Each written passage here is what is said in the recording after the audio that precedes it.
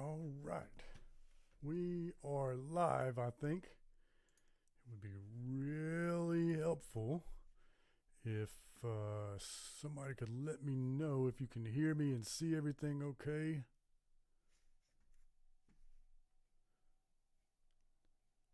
We'll just do where. There it is.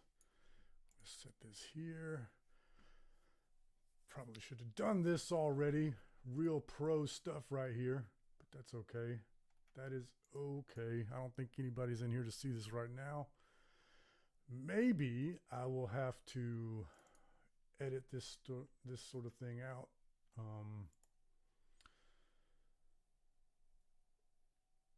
don't know about that.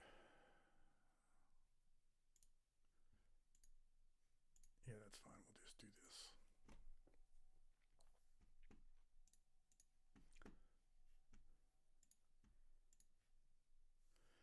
Everything is good. Thank you so much. So let's get started then, shall we? All right. So the purpose of this go live is right now, Nik Nocturnal is holding voting for the Nik Nocturnal Awards 2023. And I think that's great because, first of all, I love Nik Nocturnal, but also all the other award shows, they're ass. You know, we metalheads are used to getting dumped on by the Grammys. Uh, all the content creators are making episodes about how all the Revolver and Rolling Stone lists are all terrible. You know, those of us that listen to, you know, extremer forms of metal, not the radio metal, there's really nothing for us. So it's great that Nik Nocturnal is doing that because he's a real metalhead. Now, obviously he's a core kid and I'm a death metal guy, so we're going to have very different tastes. But this is the best we got. And I think it would be fun to vote in the Nik Nocturnal Awards. And I really need your all's help because, as I said, he's a core kid. I'm a death metal guy. So there's some of this stuff I'm just not really going to understand. Like, for instance, the Baddie Core Award. We'll get to that when we get to that. But I'm looking at this and it doesn't make a lot of sense to me. So y'all help me out in the chat. Let's pull up these awards, shall we? I should have had this pulled up already. Real professional stuff here. All you got to do is search for the Nik Nocturnal Awards. One of the first links should be it. Yep, there we go. And then just vote here. Now, what's going to happen is Nick is going to live stream the award show, I believe, on the 15th. That's right. It says here at the top. The 15th of December at 5 p.m. Eastern. So that's when we'll see who all won. But all of us can vote in this, and everybody's vote will count 1-to-1, heavy metal democracy. So there we go. I did a little bit of research and I took some notes, but I would really love it if I get some feedback from you all, and maybe that'll change kind of what we do here, especially the middle categories. Like this first category, breakdown of the year, is a little flexible, and some of the other ones, I've already kind of picked what I want to vote for. But towards the end, it's like, I need some help. You know, I already alluded to that whole baddie core category. We'll talk about that when we get there. So, first of all, let's see what we got. Well, I didn't know Nick's picks. I voted randomly. Well, okay. I mean, you can do that. You can do that. You can go to the voting booth in November and just random it up. I mean, in democracy, that's basically what it is anyway. All right. Breakdown of the year. I had not heard a lot of these bands prior to now. I mean, obviously the big ones like Darko US. I mean, I would not be surprised if they won. These guys have the hardest breakdowns. And, you know, of course, Spirit Box, Unprocessed, but like this Alt, ALLT, the Orphan Breed, I had not heard that before this. And I like this. Now, for instance, with Alt, if we listen to that, they kind of did what I've been expecting metalcore to do for a long time, and frankly have been disappointed that they haven't done yet, at least not that I've heard. So the thing about modern metalcore is it's all about the breakdown, right? And for me, that's to a fault. To me, if you're listening to a song and you go, yeah, but wait till the breakdown hits, it's like, well, basically what you're telling me is wait for the good part. And the rest of the song is kind of, I hate that. I hate that that's kind of what it's become. I hate that it's expected that every song's supposed to have a breakdown. So what I've been expecting for a long time is for metalcore bands to just basically make the entire song one continuous changing and evolving breakdown. And that's kind of what Alt did with the Orphan Breed. It's just, are you self-employed or run a small business? Do you want an easy way to create professional invoices? Then SkyNova is for you. Skip button. Thousands of handymen, painters, cleaners, there we go.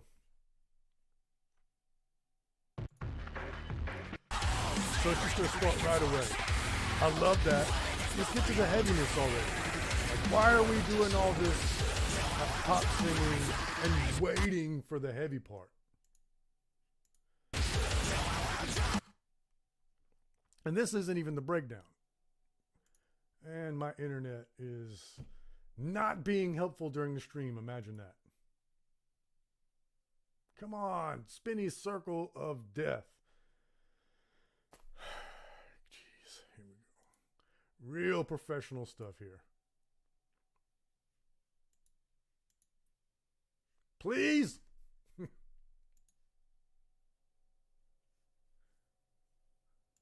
wonder if I'm even still online. We will search for the good old HeavyMetalPhilosophy.com. You can always check out my website, HeavyMetalPhilosophy.com. I guess we are on the internet since everything's showing up. Let's see. Can I turn the quality down? It's on auto.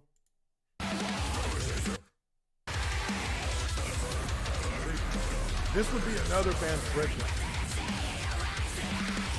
This is just another part of this song. Here we go. Actual breakdown. I like that. All right, so what else we got here? This Jaluka Venom. This is going to come back up again. I discovered this one as well, voting for this. And this is pretty odd. And if you know me, you know I like it odd. What did they call themselves again? There's a certain term for what they are. Visual kindness is what they call themselves. I looked that up earlier. It's like an aesthetic thing. It's not really the sound of the music. I mean, this is basically metalcore / deathcore. See the fashion that they're wearing? That's what that is. Visual Kai. There's like pop artists, that dress like this, and rock artists, and these guys and gals just have to be metal. Let's go through this one.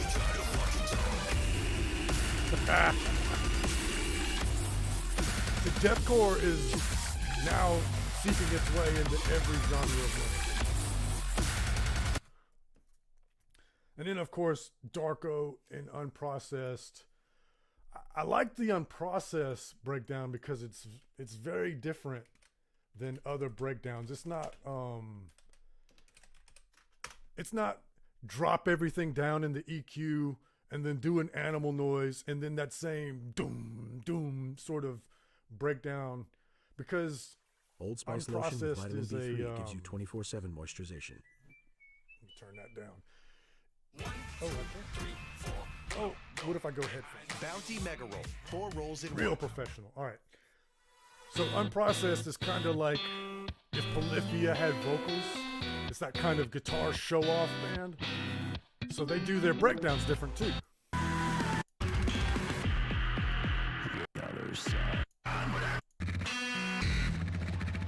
Yeah, so it's a breakdown, but it's not like a crush you breakdown.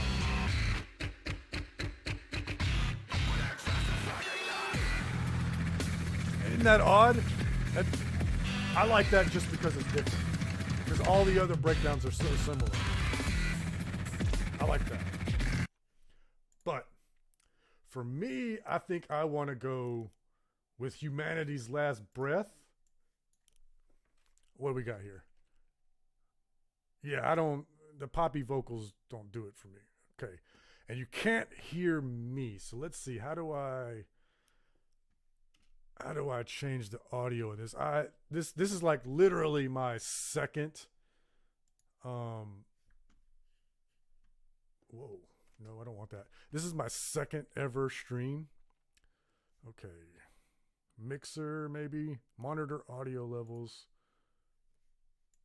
Can I put this here? Can y'all see? Yeah, there we go. So we're going to turn this down to like 40. No. We're going to turn that down to like, keep that where it is. Turn this down as well.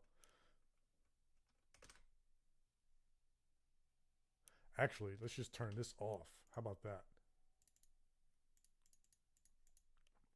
And we'll turn this down to 50. Okay, I'm going to hit play. Let me know. And also, we can also just do that, right? I'm going to hit play. Test, test, test. Can you hear me okay now? Or is the YouTube still loud? And meanwhile, because I think we're on a slight delay. Let me pull up Humanity's Last Breath.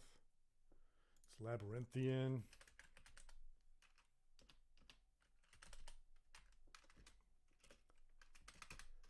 And this is pretty much why I prefer to, thank you, Ang, very much appreciated.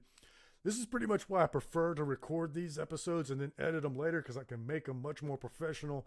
Plus my camera over here just looks way better than my webcam. But the reason why I wanted to go live is so I could get you all to help me with the voting, and also so that I can record the chat. Maybe I'll edit it later. We'll see. Maybe we'll just keep it up as it is. But for breakdown of the year, I really like Humanity's Last Breath, with Labyrinthian, because I like the intro to the breakdown actually more than I like the breakdown. Let's see if I can find this real quick. Commercials. Maybe I should subscribe to YouTube Red or whatever it's called now before I do these. Because I don't do ad blockers. There we go.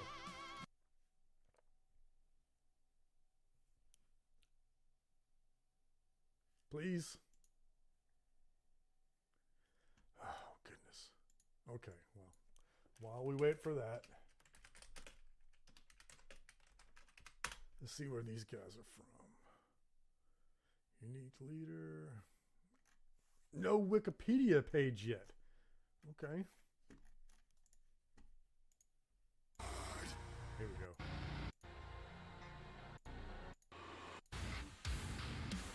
Yeah, so this isn't the actual breakdown. It's like a pre-breakdown. And that riff right there, I like that riff. That's way different than normal. And then they're going to go into kind of like a more normal-ish breakdown, but I like this riff so much.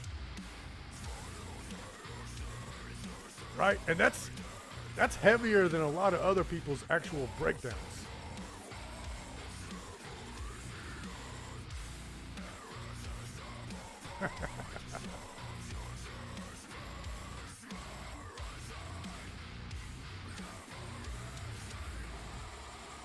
Now, that was just a prelude.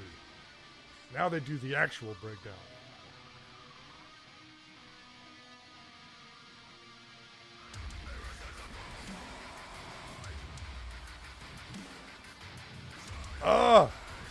Mr. Krinko, I hope I pronounced the name right. It's good to see you in here. See you in the normal comments all the time. See, this is a more standard breakdown. I like that pre-breakdown a lot better than I like this. I mean, this is good, don't get me wrong. But, you know, this is kind of to be expected, right? But that riff, I love that. This makes me want to move.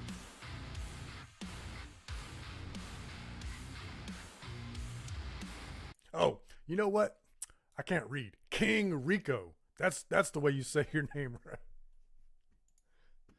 Okay, so I'm going to go Humanity's Last Breath. It looks like I've got the approval of King Rico, who says Humanity's is the heaviest in the world from Sweden. Yeah. Don't do that. Okay. So let's go Humanity's Last Breath for breakdown of the year. Now, animal noise of the year. I think all of these bands should give a big thanks to Lorna Shore for not releasing an album this year. I'm not saying that they're an automatic lock to win because their animal noises are the best. I'm saying the internet's going to vote for Lorna Shore. And if you look at the rest of these categories, you're going to see a lot of these have Sleep Token nominated, and they deserve it. But the internet's going to vote for Sleep Token on a lot of these automatic. And that's the way it would be with Animal Noise and Breakdown. If Lorna Shore was in the category, they're just going to get the votes.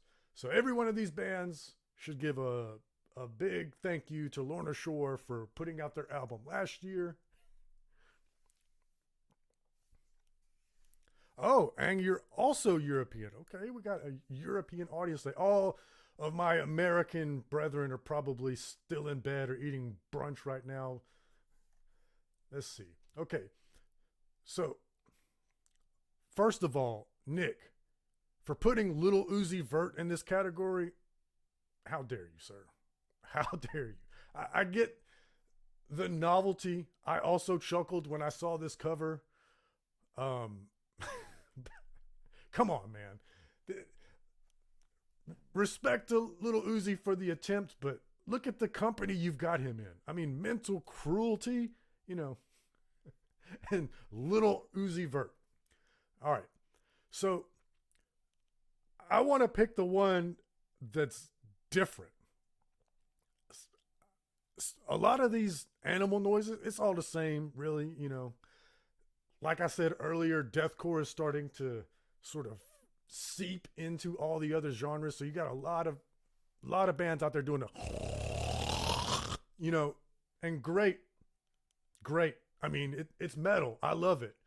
But for me, I really loved the Ice Nine Kills animal noise in their video for Meet and Greet, because if you watch that video, it's basically an homage to Silence of the Lambs, which is one of my favorite books. Here we go.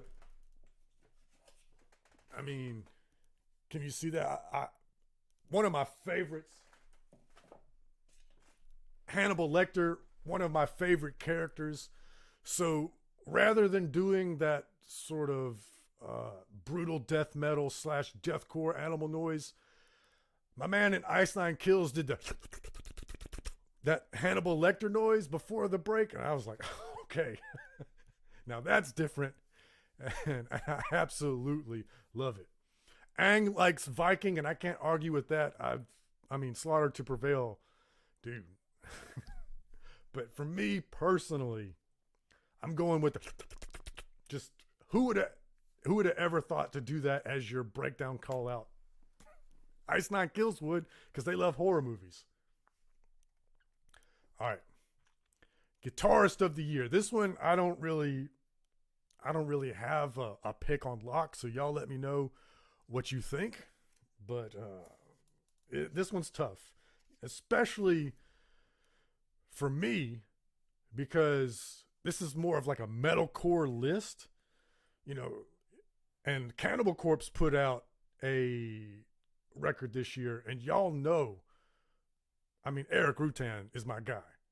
If Eric Rutan was in this list, automatic Eric Rutan. I mean, I don't think you can argue that he's got the best tone in death metal. Maybe you could say, especially with some of these more like virtuoso guitar players, maybe you could say one of them is more technically talented. But for me, Eric Rutan all day. But he's not in the list. So I'm leaning towards Cal Thorner from Viljata. Wildharte. Hey, we got a Swede in here. Help me out here. Wildharte? I know the J is an H. Like, it's not. No, that's the G. So it's not like us Americans would say Gallerhorn. It's Yallerhorn. So Wildharte is, regardless, forgive my ignorance. What they've done this year is way different. Way different.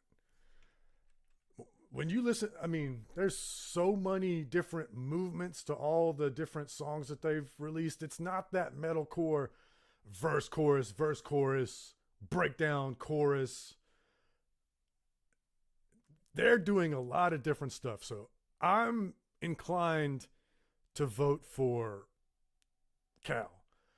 Ang said he's voting for In Flames. That's he's most familiar with. And listen, Chris Broderick was in Megadeth. I mean, you got to be a monster. So I'm okay with Chris Broderick winning this one. Still kind of leaning towards Wildharte. Like, let's pull up Wildharte. Like, you can see it's like one of my top. All I got to do is put VI and YouTube knows. YouTube knows that's what I want. And let's see. Okay, well, we'll just search them because there's not a song nominated. Right? And you dig the Avenged Sevenfold guitar. Okay. What was that one that was like, it had that cool like claymation animated video. I did like that guitar. Avenged. I think, no, it's definitely not Nightmare. That's an old one. This is it. Nobody. Oh, come on. YouTube, are you literally going to play a commercial in every video?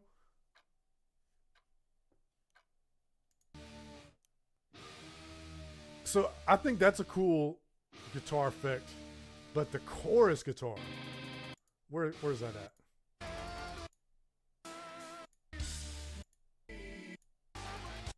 That's it. That's it. I like that it's shredding, but it's a pattern, so you can use it not as a guitar solo, but as almost like a riff for the guy to sing over. He's basically just running arpeggios, which is kind of a thing that fell out of favor in metal. But Avenged is so weird that he can do this and it still works. So I like that pick. I like Avenged Sevenfold. And of course, Chris Broderick's a monster. Let's listen to Wildharte real quick. Let's see, which one? It's got to be from this year, right? It's got to be from this year. So we'll go with 2 months ago, right? No, that's not even them. 3 months ago.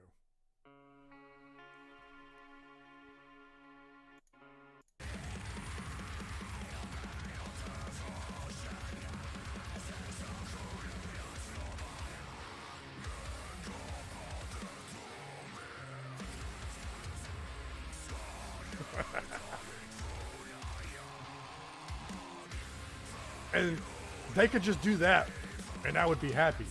But then if we move forward, it's different. And then if I skip forward a little bit more, it'll be different again.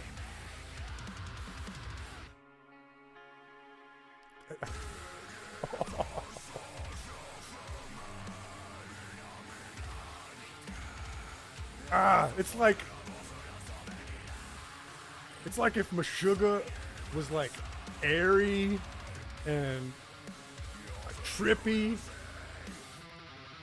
and more like groovy, but also like progressive in the more progressive sense.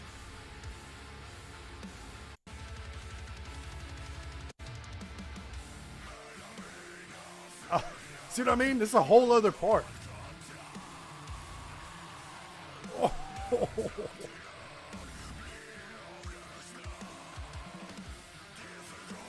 This is a 7.5 minute song. And every time I skip forward, it's going to be different.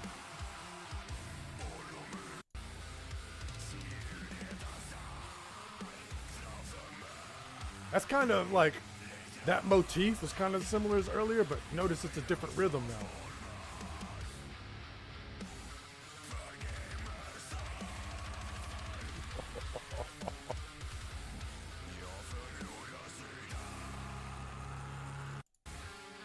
Wait, let's go back to that space part. Slow it down. Get a little hardcore with it, right?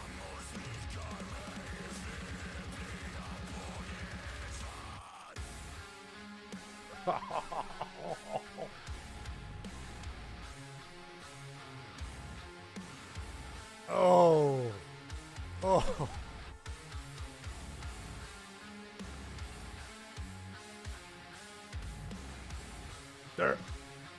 They're holding back so hard.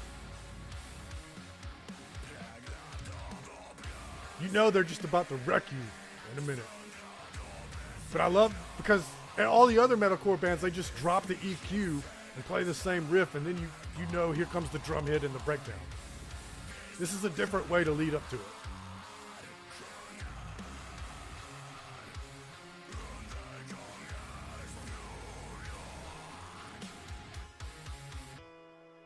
Oh, fake out. And King Rico, there's that Spanish feeling again.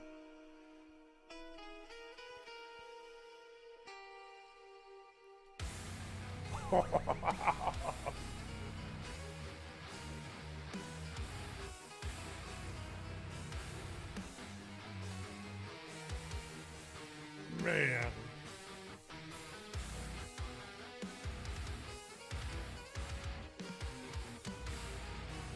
I wonder what came first. What came first, that like Spanish, like clean riff in the background, and the guitar player was like, I'm just gonna barrel over that?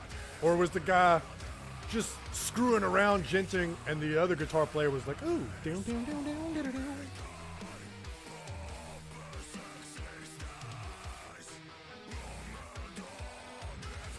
It almost doesn't have any rhyme or reason to it, and then it comes back.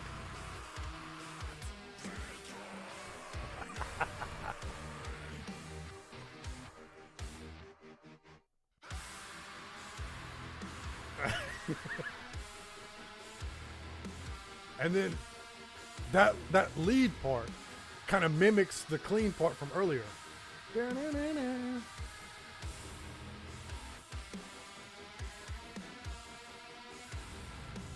This band right here, this is like, I'm not a core kid, but if they all sounded like this, I would be. This is my shit right here. When you get extra weird and stay heavy, that's what I like.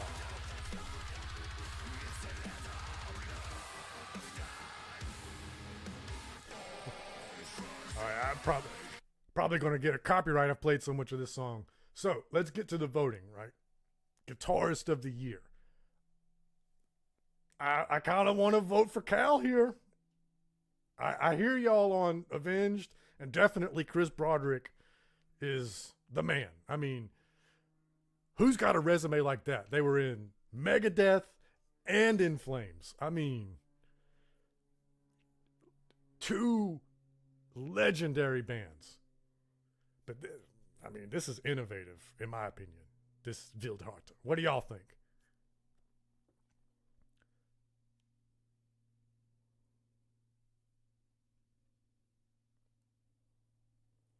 All right. Going once. Going twice. 3 times. Cal. And maybe we'll revisit if we need to. Let's go to Drummer of the Year. Now, this one for me is easy. For me, I got to go number 2 with Sleep Token. Because, like I said, the internet's just going to vote for Sleep Token, and I'm not doing it for that reason. But when I put out that Sleep Token episode, 125,000 views, I think it's at. 100,000 views, right? 125,000. How do you say that? 125 3 zeros. That's how many views it's got. and just more comments than a lot of my other videos have views. And I'd say probably, I don't know, half of them were like, hey, this drummer is incredible. So I'd say like 40% of the comments were saying, you nailed it. This is exactly what the philosophy of Sleep Token is. This is exactly why they're so popular. You did a good job. And I especially appreciated that validation from Sleep Token fans, because I thought that they would say, this guy doesn't get it. He's minimizing, their art. He doesn't understand. Sleep Token fans are the absolute most self-aware and have the best attitudes. I did a video on Five Finger Death Punch where I was actually giving them respect. I was saying, I'm going to stop making fun of them. And you should, the death threats and the misspelled, what's the word? Insults that they were hurling at me for giving their band respect. Meanwhile, I do an analysis that is also complimentary, but a little bit critical of Sleep Token, and all their fans are like, yeah, absolutely. And by the way, their drummer is amazing. And so I was like, okay, well, when I was listening to this album and the previous album, I was listening for like lyrical themes, vibes. Let me go back and listen. Just thinking about the drums. And I was like, damn, they are right. I totally missed out on the drums. So, yeah, Sleep Token's not my favorite band, but their drummer, he deserves this win, I think. I think. Look, Max Portnoy is in here, so, but I'm sure that there's plenty to criticize there. Okay, you're asking King Rico. Okay, good. Now, for vocalist of the year, guarantee the internet's going to vote for Sleep Token a lot here. They're going to vote for, where is he? Courtney from Spirit Box. Of course. For me, I feel an obligation as the death metal guy voting in the Core Kids award show to vote for either Corpse Grinder or Cheney Crab. I feel like I got to represent the death metal community here, because Nick's audience is going to be a bunch of Core Kids, and they're going to probably vote for Ollie from Bring Me the Horizon, or, look, there's no denying that Vessel from Sleep Token is an amazing singer. And obviously Andy from Monuments, also in Termina, which is Nick's band. Yeah, fantastic vocalists all in this list. But I feel an obligation to go either Corpse Grinder or Cheney Crab. I feel we have to represent death metal, right? And listen, I kind of want to vote for the legend Corpse Grinder. I would love for him to win and accept an award from Nik Nocturnal. And listen, the standard bearer of death metal vocalists, I don't think he can do what Cheney can do. I think Cheney's got more range than Corpse. So I'm torn. Obviously, Corpse Grinder is my favorite. Ang says Corpse Grinder. All right. But let the record show that I'm giving Cheney her props. Bassist of the year. Okay. I want to vote for Alex for the same reasons that we voted for Corpse Grinder in the vocalist of the year. I feel like we got to represent death metal. And I think Alex actually does have an argument for the best, But my old bass player and my old writing partner would kill me if I didn't pick Amos from Tesseract. And I don't know if he's better than Alex, that's a cool son of a bitch. If you watch like playthroughs and behind the scenes videos of Tesseract and watch that dude play bass, he just looks like he's the most suave, like you want to go to a dinner party at this guy's house and he's going to serve you an excellent wine and cheese pairing and give you an incredible book recommendation when you go home. And meanwhile, you're going to listen to like the heaviest progressive metal and talk about cool metal things at the same time. So I'm inclined to go with Amos, but all respect to the legend and again, the standard bearer of old school death metal bass playing, Alex Webster. All right. Angriest song of the year. To me, there's really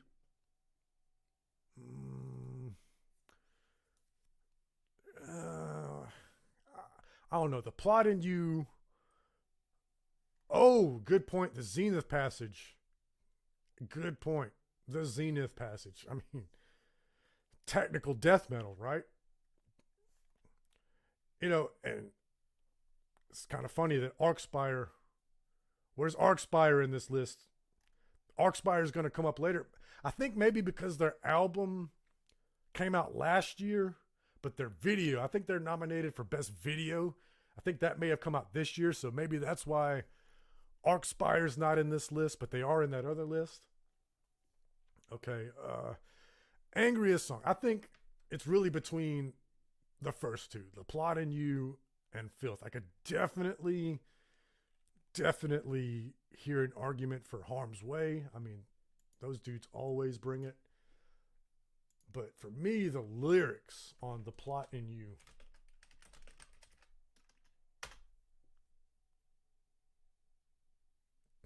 Right. I don't think they'll win either because of Nick's audience, but I got to represent. The minority must be heard.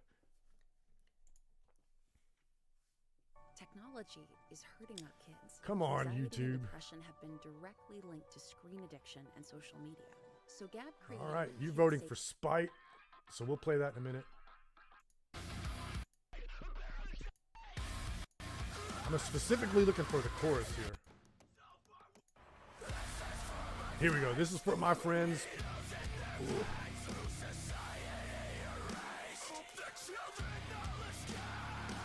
That's strong, man.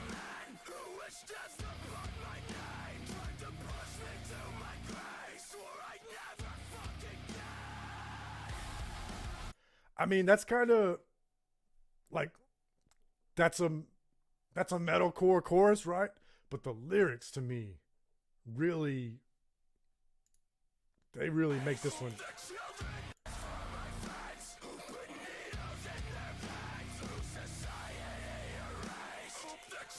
Hope their children all escape.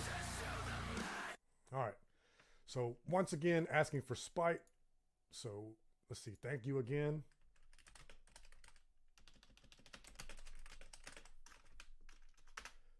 With Darius.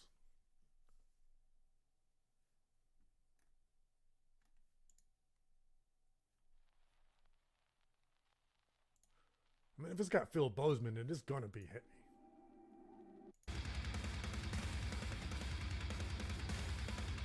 I also think that these bands that put the lyrics in their video, they're doing themselves a service for this category.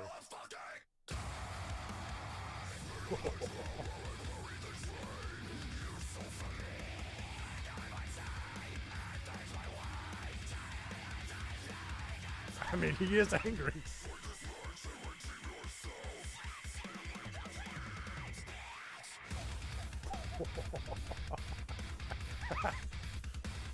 I mean, you're never going to beat a breakdown call out that's a swear word. You know, bitch, fuck, whatever. Give me a riff after that, I'm going to headbang.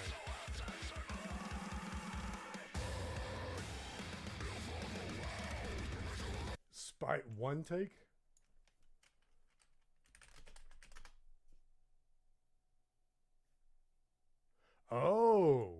Okay.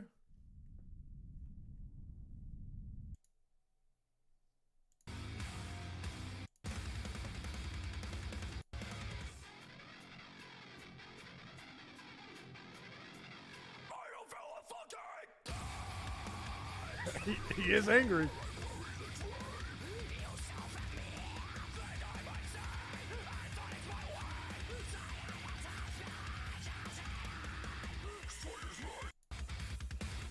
Where's that?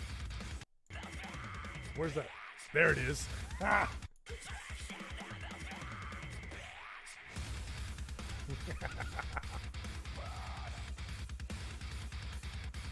He wasn't even screaming into the mic there, was he? No, that's just room noise.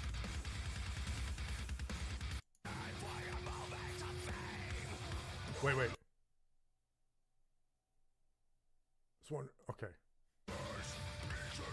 I thought maybe y'all could hear my donkeys baying in the background, but I think that was in the video.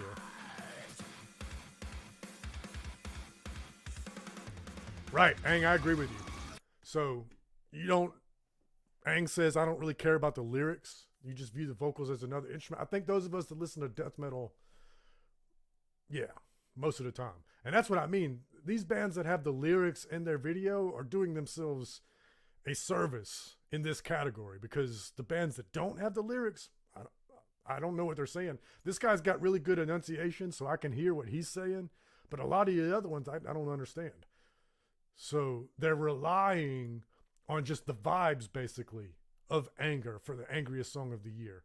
Whereas the plot in you, this is for my friends who put needles in their veins, the ones that society erased. I hope their children escape. I mean, right?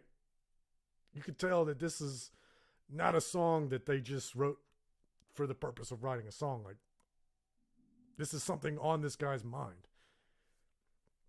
So I want to play one more before we pick, but it's looking like chat wants Spite, and I can see that bitch call that was pretty angry. So let's go, and maybe this went filth. Chin check. This is really one of those I'm a tough guy sort of metal songs. So maybe it's hitting me a little harder than it should.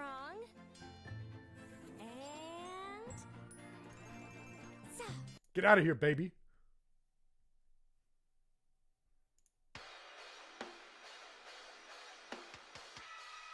I mean, who's cooler than that guy? A little bit of new metal guitar there.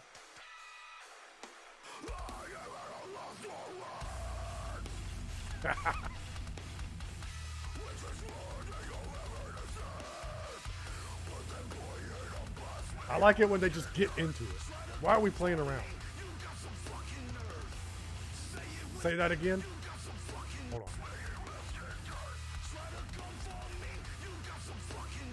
You got some fucking nerve.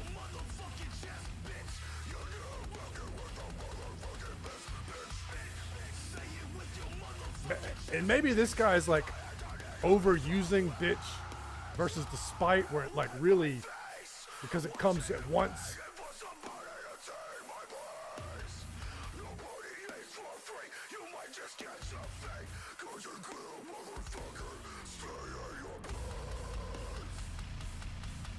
You know, a lot of times with this tough guy metal, you look and it's like some skinny 22-year-old, singing about what a tough guy is, and I'm like, I don't believe you. I believe this guy.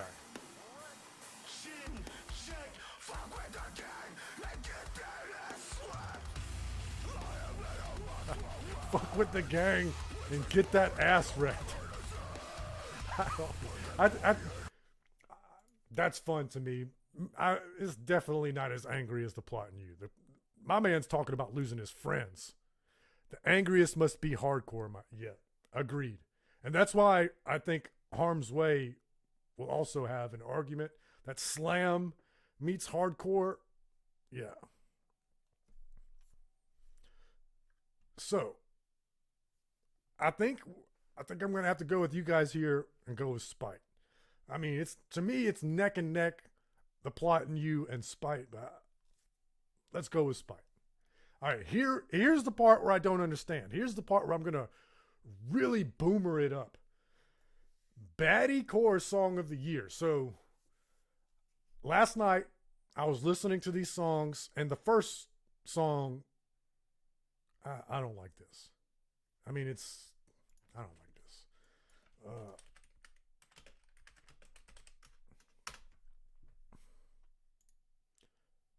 So obviously I you know, death metal guy, I love murder, but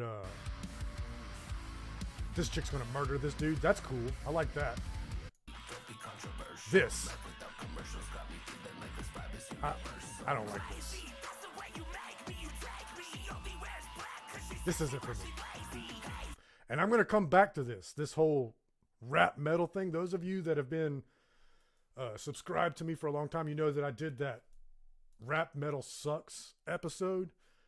There's a band coming up in these categories that's like, okay, this is a good rap metal band.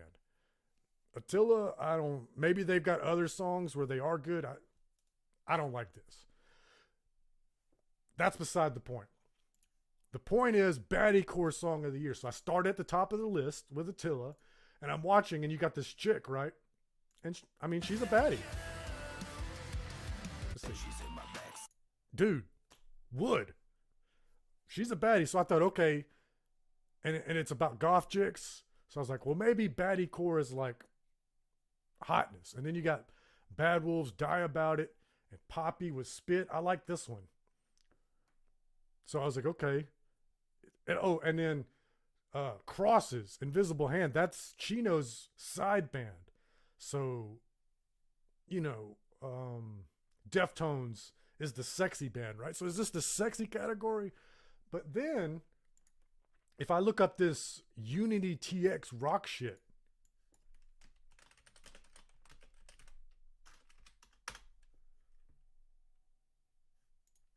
this is not sexy at all.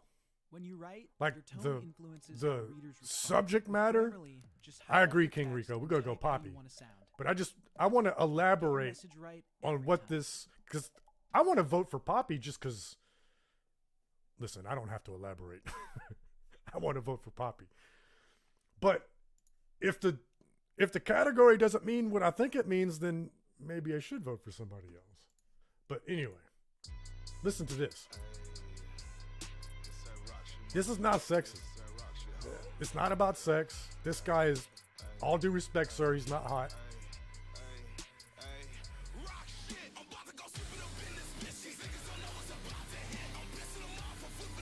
This guy can rap. And my other criticism of rap metal was the guitars sit in the back to give rappers the room that they need to rap. Because if you can't have an In Flames guitar player playing In Flames riffs and this guy rap. It would be too busy. It would sound terrible.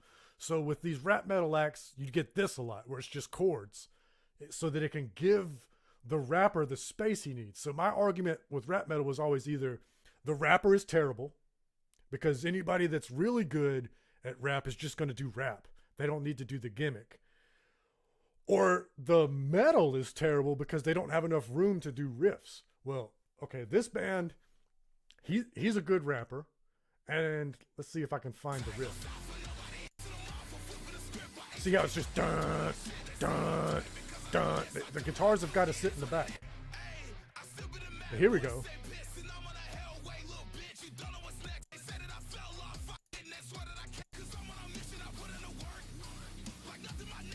Okay. Now we got some riffs.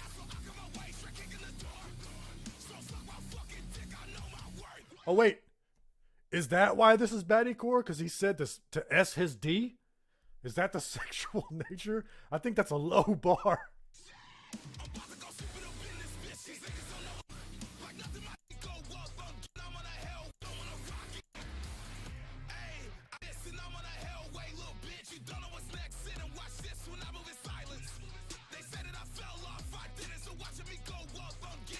I like this band. I think that's the exception to the rule when it comes to rap metal. But is baddiecore, I got to go with poppy. Now, for those of you that are unaware, I'm a simple man with simple tastes.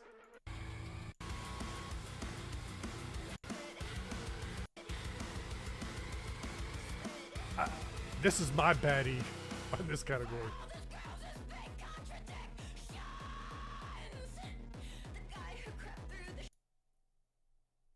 Let me find the end here.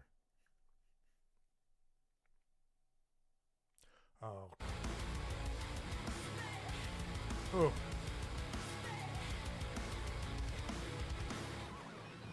Oh. Girl, you nasty. Girl, you nasty. I'm voting for Poppy. All right. Catchiest chorus of the year.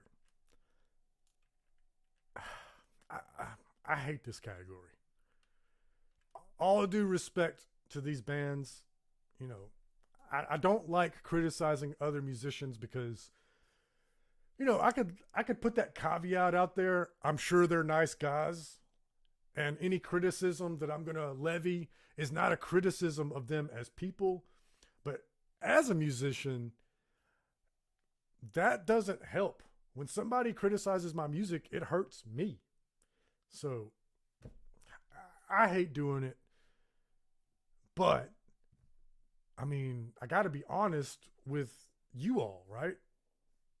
All of these, to me, with one exception, it's pop. That's what they mean when they say catchy in the metalcore award, in the metalcore world. They mean it's pop. This is every one of these choruses just about is octane core. If you put on the satellite radio station Octane, the choruses are going to sound like this. So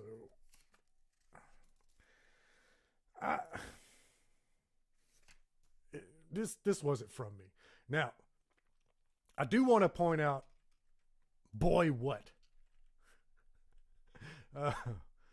Yeah, this one,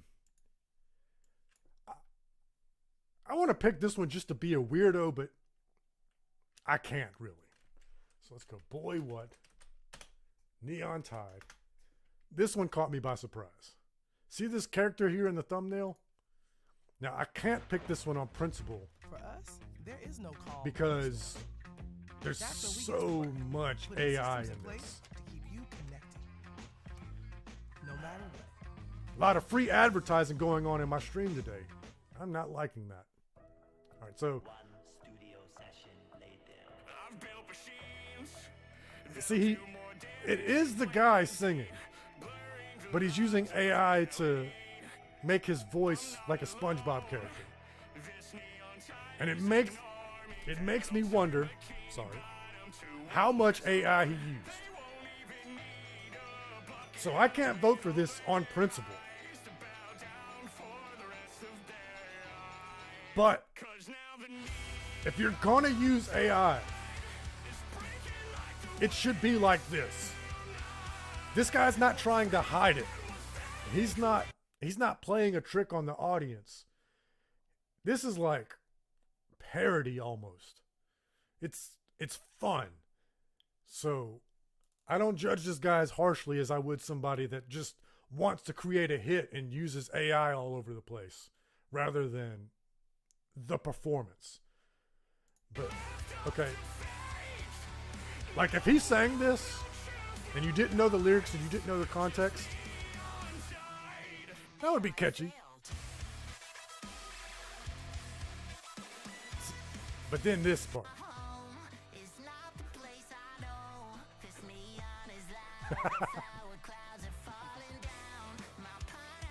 My pineapple is great. All right. This is not metal, but it is because, I mean, in philosophical terms, metal is the embodiment of absurdism. I can't vote for it because of the AI, but I definitely want to point that out. That was fun, and I'd like for people to know about that one.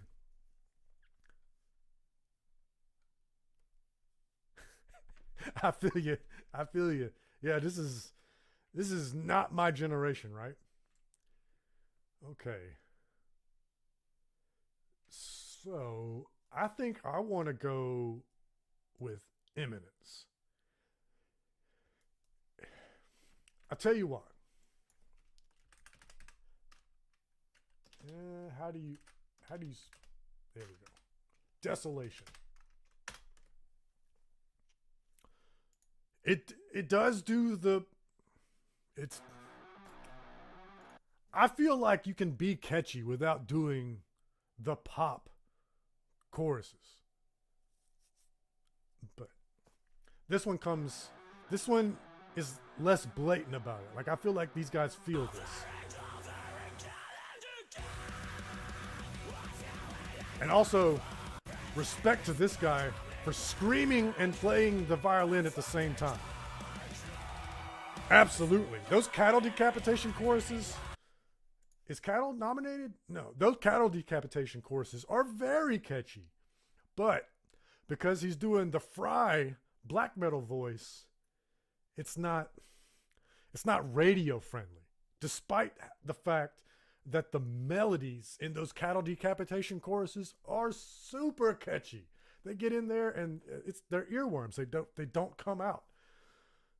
But again, that Fry scream, that black metal voice he does, it's just not going to get on the radio the way these bands do.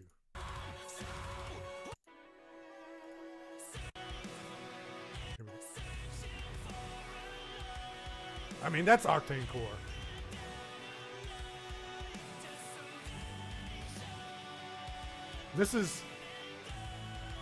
But at least it reminds me of like early 2000s, like Kill Switch or something.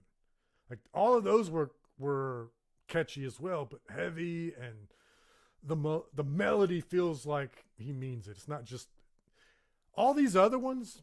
When I listen to them, it sounds like every one of them, they came up with a good idea. They came up with some sort of a riff that was awesome, some sort of a scream that was really heavy, some sort of beat that was infectious. And they wrote a verse and were like, yeah, this is awesome. Now we got to do a chorus.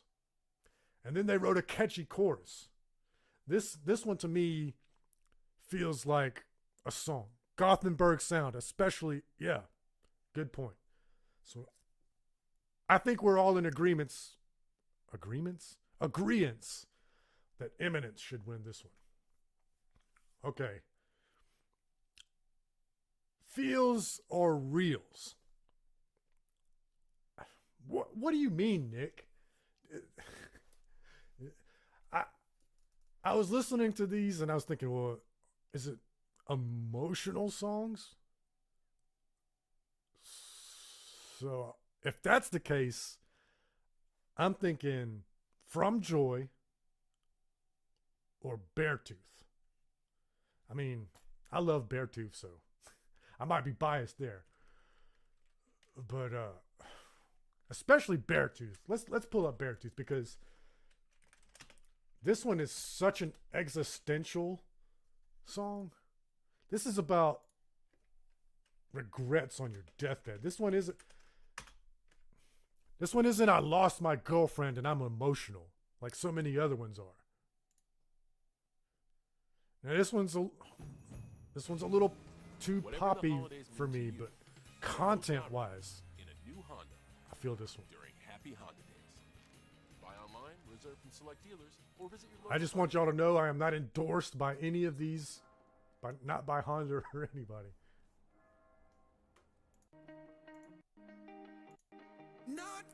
See, this is very pop punk. But I like that line. I'm not going to be on my deathbed buried in regret.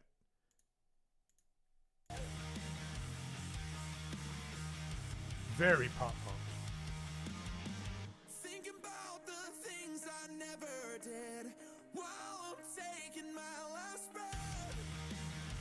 I like these lyrics though. All right, so you're going with Silent Planet. Let's pull that up.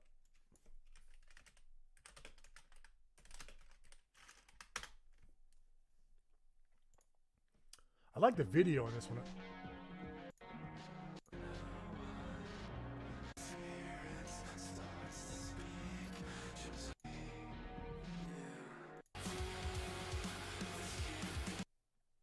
Oh, come on.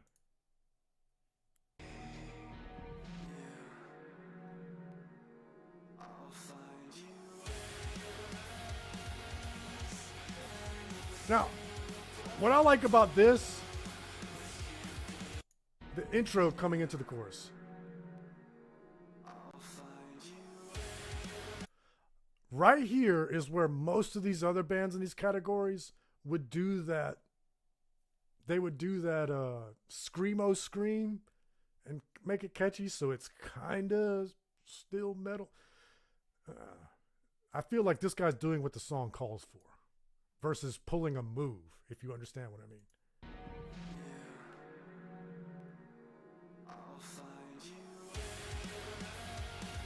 That's way better to me.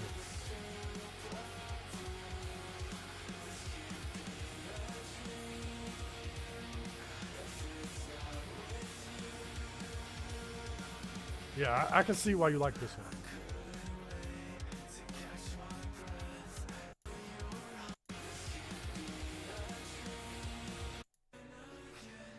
Ooh.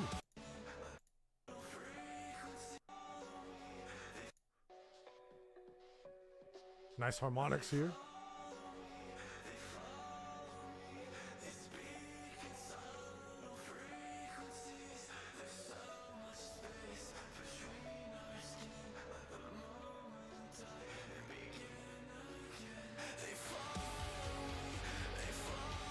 Reminds you of Astronoid. That's a good pull.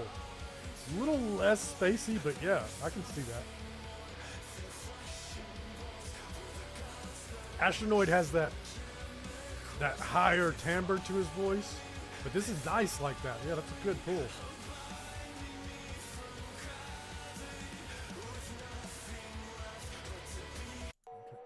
So it goes back soft. Oh, there's one scream at least.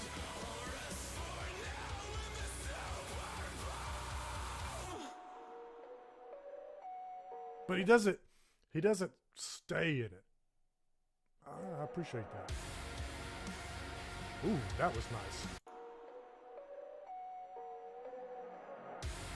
Oh, yeah, that's nice.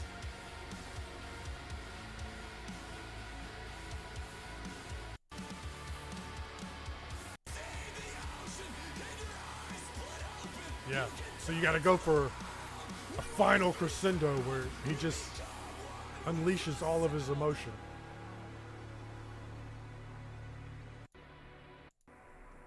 All right. So there was one other song. Oh, From Joy.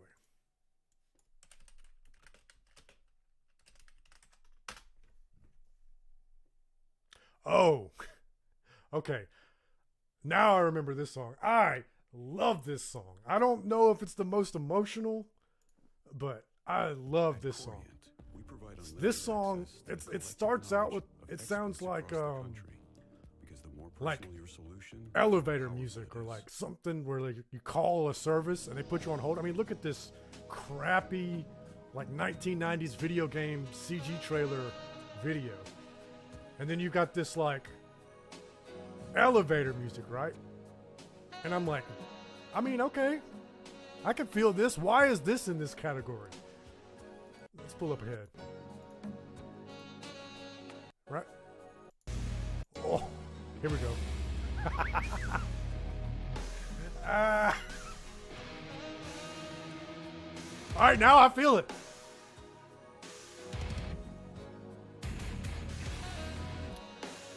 Yeah, I mean, I want to vote for this just because it's weird. You know I'm a sucker for that.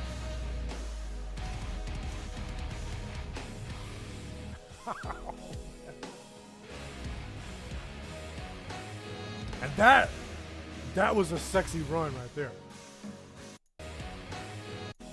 Here we go.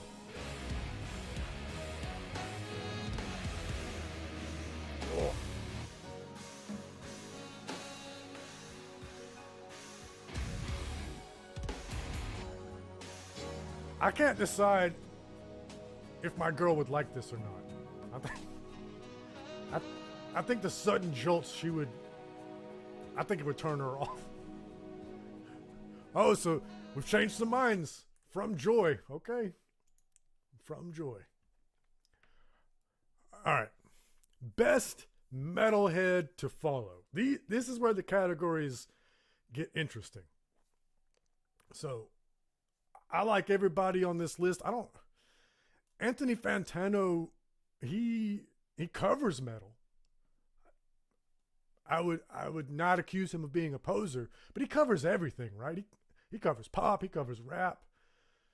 I wouldn't say his channel is a metal channel. You know what I mean? I'm not questioning his metal cred. I'm sure he listens to a lot of metal. I'm just saying I wouldn't call him a metalhead content creator. He's a content creator that sometimes does metal. For me, I really like Jose Mangin. I mean, how could you hate that guy? Katie is very cool. And I like Craig Reynolds because I love the Downbeat podcast. Let me pull up Craig Reynolds. See, maybe if you see his face. Yeah, this guy. This guy's podcast is very good. Very good. I like listening to his podcast because he mostly has on drummers. He focuses on drummers, so I get a perspective that I don't normally get as a guitar player. But also, like, you know, he's a touring musician, so he can talk to these guys from a place of understanding, and he doesn't ask the typical questions that a non-musician journalist would ask. I'm trying to get better as an interviewer like this guy. I want to ask more questions like he asked, different questions, you know. I want to avoid the standard journal questions, you know, what was the inspiration behind this album?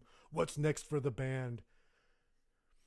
And I want to do that for a couple of different reasons. I want to do that, first of all, for personal growth. I'd like to be better at my job. But also, it's more interesting for you all. I mean, I feel like y'all want, when you listen to an interview, to hear something different. So, here's a good example. One of my other hobbies, I like watching mixed martial arts. And the media in mixed martial arts is awful. Awful. They all ask the same questions. And as a consequence, none of the fighters like doing interviews because they get so sick and tired of how much do you weigh? What's the game plan going in?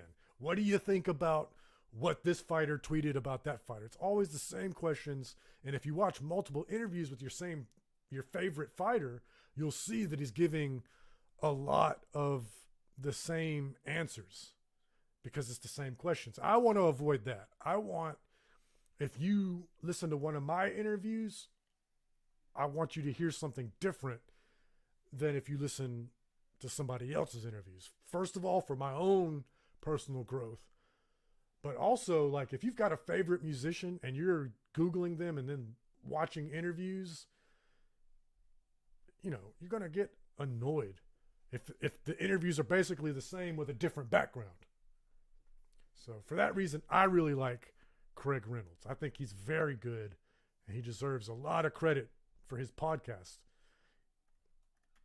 All right. I got a bone to pick with you, Nick.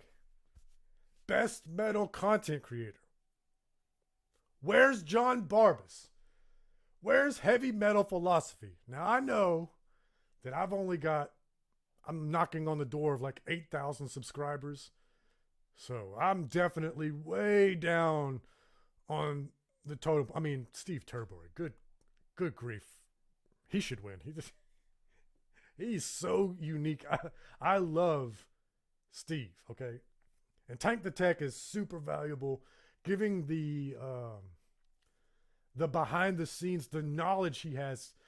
You know, all these other ones, they're all musicians. I'm a musician.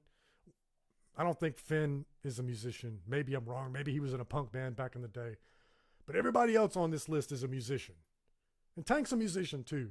But we're all coming from that perspective. Tank has been a tour manager and a merchandising manager and a roadie and a guitar tech, a drum tech. He's got perspective that nobody else on this list has. So for me, it's between Tank and 6'6" Samus. I love 6'6" Samus. This guy is sick. If you don't know who this guy is, he just does the silliest and the funniest, most entertaining. He's just silly with it. How many drinks until I can't play drums? One guitar riff, 10 drum beat. I love this video here. The one guitar riff, 10 drum riff, 10 This is 10 the Aeroband Pocket drum beats. 2 Plus, and this takes air So he drumming takes a to the riff next and level. shows And now we should what hear it would snare sound right like there. with a different style of drums behind it. Perfect. And then we have some toms. I saw the countdown. Where's my skip button? We got the ride cymbal here, and crash cymbal here, hi-hat here. Jesus. Well, hey there, Bachabs. Today I thought it would be fun I love to this do a guy. little experiment. Let's record a riff on the guitar and then try playing 10 I love his different drum beard. beats over it. We'll see which one we like the best. Yeah, figured this would be fun. I since love it's his always silliness. a pain in the butt when you're trying to compare what drum beats you should play over a riff. Get to play guitar right. Let's get our guitar.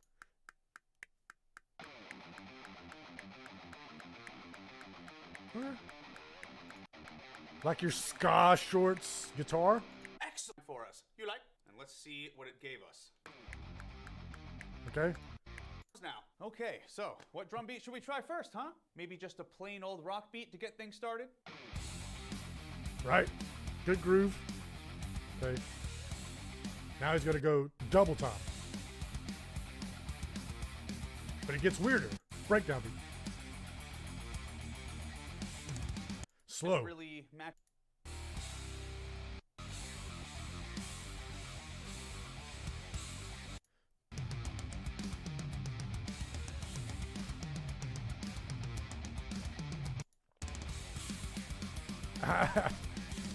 Hammer the bomb blast. That's the Paul bomb blast.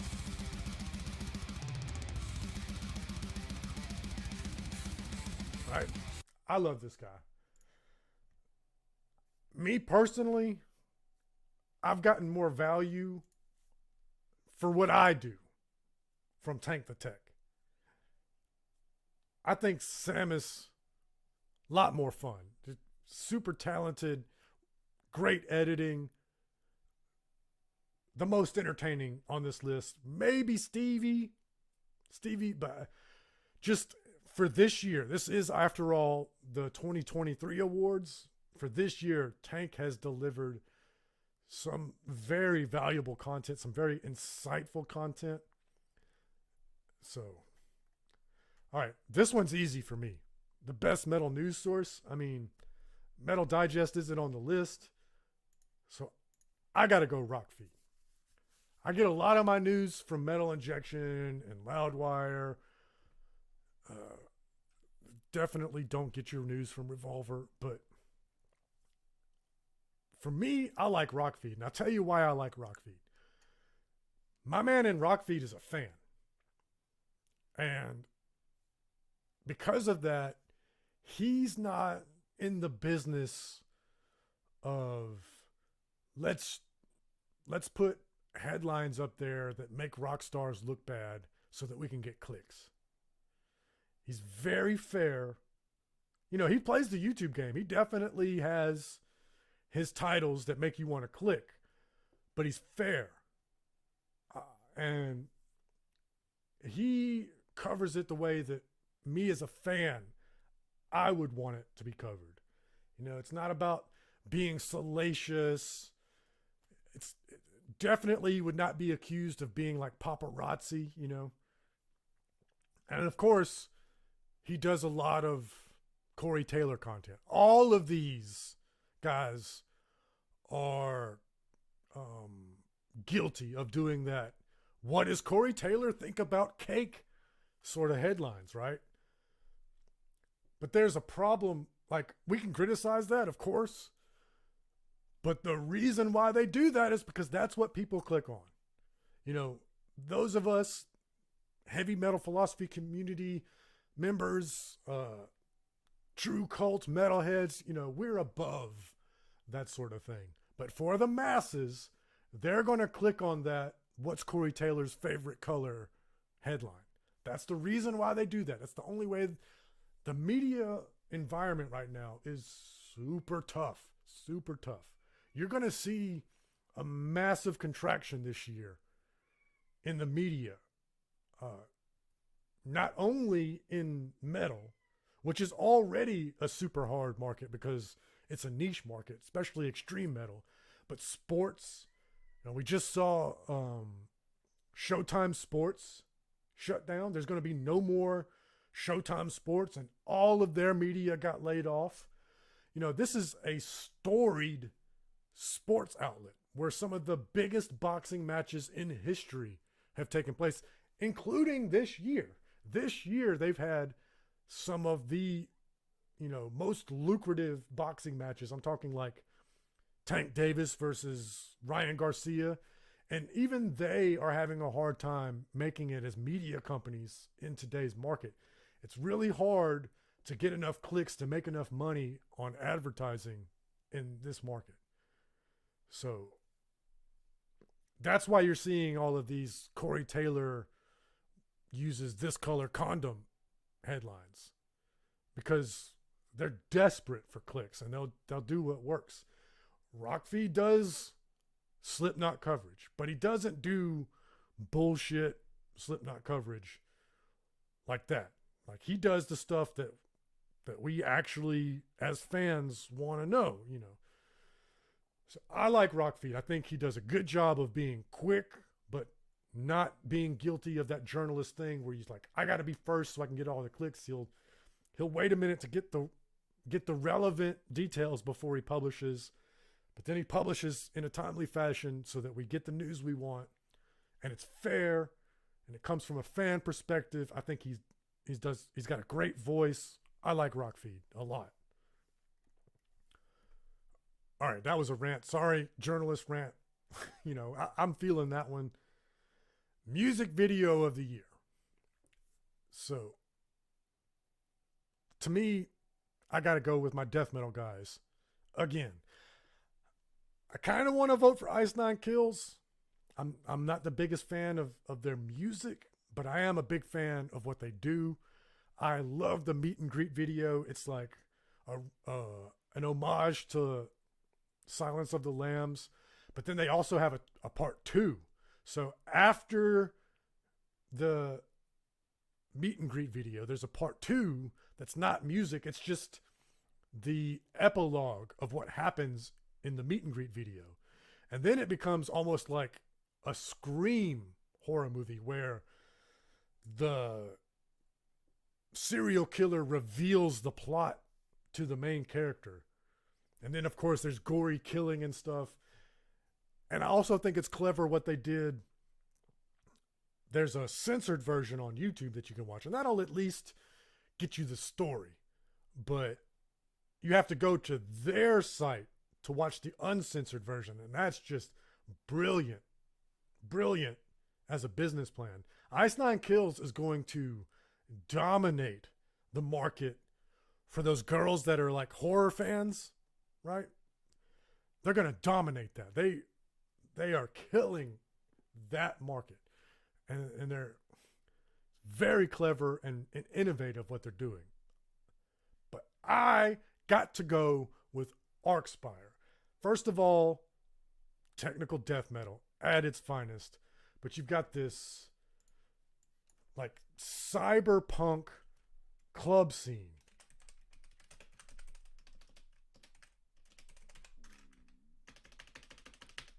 I love this video because these dudes, look at the thumbnail. They're having fun with it. What about this video is inappropriate? I must have missed something last night. It'd be nice if like some TNA showed up.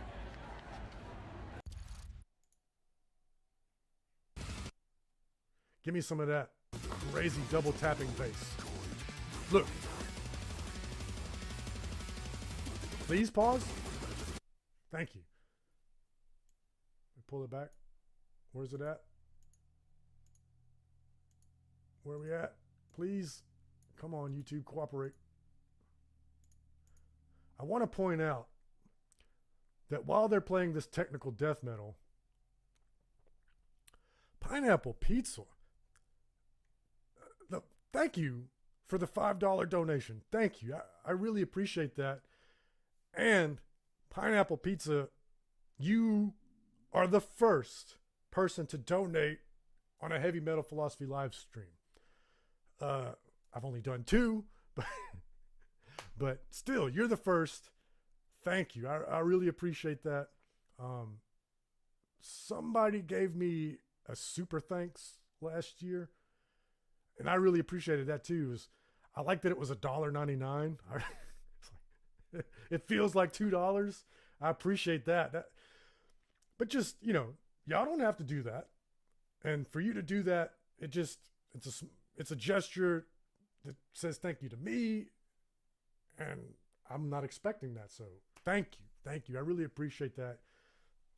I didn't ask for donations at all, so thank you. Second overall donation, first ever on a live stream. So oh my God, Arcspire rules so much. Look at that tapping on the bass. But that's not what I wanted to point out. They're in this cyberpunk club, and these guys are about to bust out the dice. They're not playing craps. They're playing D&D in the club. I don't know why this guy's getting pepper on his salad. Sure, look. These dudes are playing D&D in the club. Respect, okay? I'm not a club guy. I've only ever gone VIP in the club and had bottle service once, and that was for a very special birthday for my wife. But if y'all want to play D&D in the club, invite your boy. I'm a simple man. I'm easy to please. You give me some crushing technical death metal, and you're playing D&D in the club. I mean, look, I love Tesseract War of Being. You've got those sci-fi samurai in there. That's pretty cool. And the Falling in Reverse video, I mean, they smashed Sebastian Bach with laptops. That was cool. But I got to vote for the boys in Arcspire. Death metal's not getting a lot of love in these award categories. Plus, they're playing D&D in the club. So, Arcspire. And this is one of the few where y'all seem to be in complete agreement. Paleface, wait. Is that in here? No, it's not in here. Yeah. There's probably a lot of videos that could be in here that aren't in here. All right. Best bleh. Thank you, Nick. The Grammys will never do a category like this, right? Even Revolver will never do a category like this. And Nick, I got a suggestion. If we're going to do a metal award show, we need a guitar solo category, right? I love the best bleh.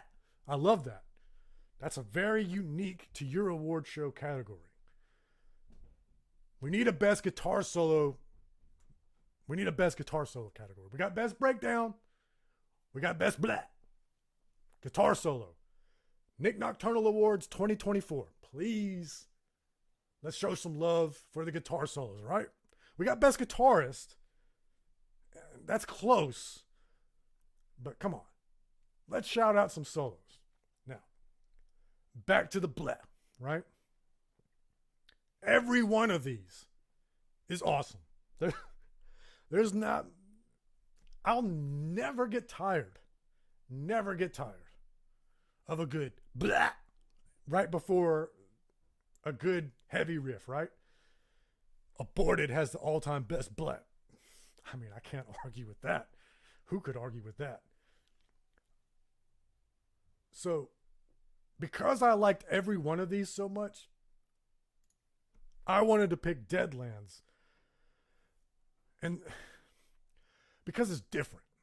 I had a hard time differentiating these as I was trying to decide which one was the best. Every one of them just about was a subtle variation of bleh. Except for Deadlands. So let's pull up this Deadlands House of Cards. This one's different, while still counting as a good bleh. Thank you, YouTube, for not giving me a commercial.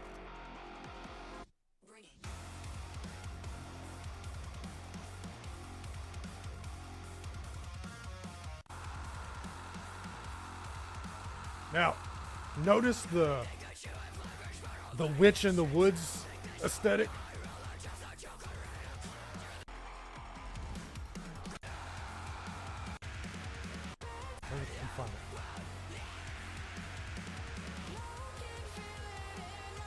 You hear that witchy black metal scream?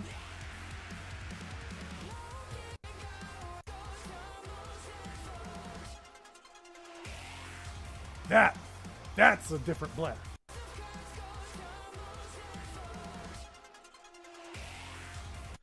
I like that. That's like if a witch went blah. Like I said, every other one of these, I mean, it's a tried and true maneuver. There's a reason why blah is so popular, because it works every time. Every time.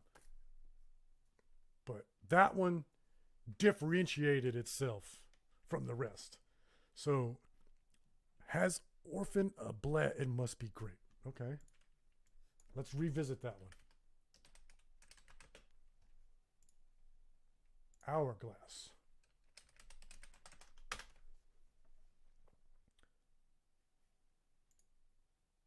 We're seeing EVs. You know what would be really helpful for this? You know how when you go to some YouTube videos, there's chapters, and you could just skip to the part that you need? Deathcore bands. Here's my recommendation. In your YouTube videos, put a chapter that's the breakdown, or the blah, or the guitar solo. I mean, as I criticized metalcore earlier in the stream, how everybody's like, dude, wait for the breakdown. Well, if we're waiting for the breakdown, that by definition means the rest of the song's not as good. I hate that. I hate that about modern metalcore. But if that is in fact what everybody's here for, give me a little chapter right here that I can skip to it. One, where's your emergency?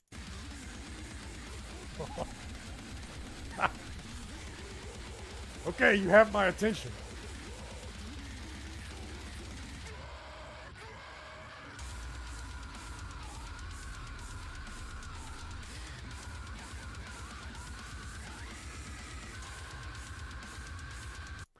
One thing I like that, you know, I've got my issues with modern deathcore, but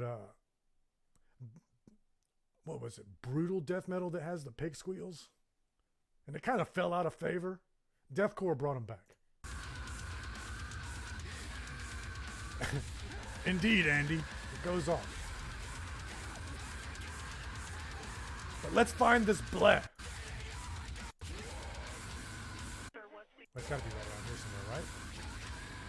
Oh, this song's only 1:58?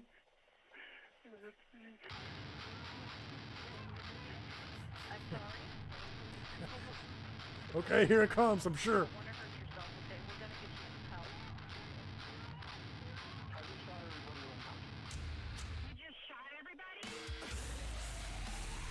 All right. One more time. Just shot everybody? Oh.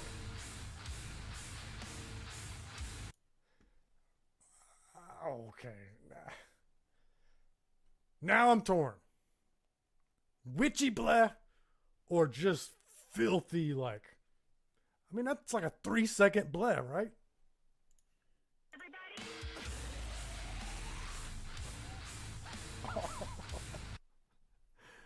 Special Agent. That was it. Okay. I'm listening to y'all. We're going orphan. Thank you. Thank you for the help, everybody. Okay. Breakthrough Band of the Year. For me, I like Better Lovers. I did an episode on Vexed. I think Vexed is a great, up and coming band. I like Jaluka. That might be my own internal bias speaking. We played that Unity TX earlier. That was like the exception to my rule for good rap metal. But the reason why I like Better Lovers is because they are the aftermath of a band that broke up. And I don't know if y'all saw my episode where I talked about my friend that's in Lions at the Gate, and I went and hung out with him because they were on tour with why am I drawing a blank? Lacuna Coil and Fear Factory. Well, my friend that's in Lions in the Gate, 2016ish, he was in a band called the Westfield Massacre, and they were starting to take off a little bit, and they broke up because their lead singer was Tommy Vexed, and this was prior to Tommy Vexed becoming sort of political and controversial. And they broke up because Tommy Vexed started Bad Wolves, and certain members of Westfield Massacre didn't like that. They tried to go on with a different singer, but it didn't work out. And so I felt his pain. I've been in that situation where my band is starting to get ahead. It's such a hard road. You're starting to actually get a foothold. You're actually improving your position, not just playing gigs every weekend. Like, the gigs are improving. You're opening for good bands. You're getting courted by promoters, PR, labels, radio. Things are happening. You're not making any money still, but you can see that things are happening. And then your singer quits. What do? That's like the most important part. And you don't get many chances in this industry. Like, most people don't get first chances. So to get a second chance, that never happens. That absolutely never happens. So for my friend in Lions at the Gate to get a second chance with Lions at the Gate, for those of you who don't know, these guys used to be in El Nino. Like, these are legit guys that he's in a band with. And Better Lovers, same thing, right? They used to be in Every Time I Die and Dillinger Escape Plan, Fit for an Autopsy. Like, you don't get in bands bigger than that, really. The days of Metallica, those days are over. No metal band is going to be that big again. At least not in the current generation. Maybe in the next generation, as things turn over, maybe we'll get a big worldwide band. But I think right now, like Fit for an Autopsy in metal, not pop metal, metal. That's about as big as you can get. So when you are not in the Dillinger Escape Plan, Every Time I Die anymore, what are the chances you're going to be in another band that big? Sorry, y'all. It's so hard. I probably don't have to tell y'all, like, first of all, it requires an extraordinary amount of talent. But then you also have to, you have to meet people that also have that much talent and also want to do it as much as you. And then you have to get noticed. you know, it's really hard. There's a lot of people out there with talent that just will fall through the cracks, or their bandmates will not be as dedicated as them, or they'll actually get signed and then their record company will get bought by another record company and get forgotten about. There's so many ways for it to not work. So for you to get a second chance, and when Better Lovers came out, I wish I had the footage up. Maybe we'll get lucky. But when they came out with that EP, and then they played a live show,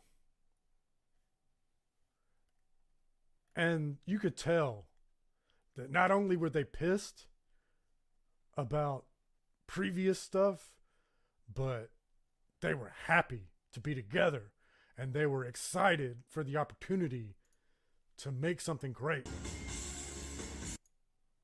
I don't know if this is the show where he gave his monologue before the show. I hope I'm not wasting y'all's time.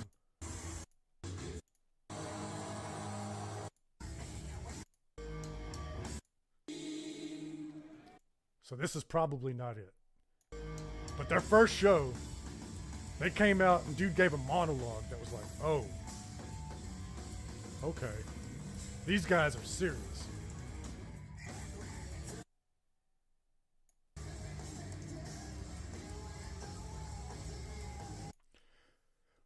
With social media, the rock star thing died, and I don't think it will come back ever in the next generation. I mean,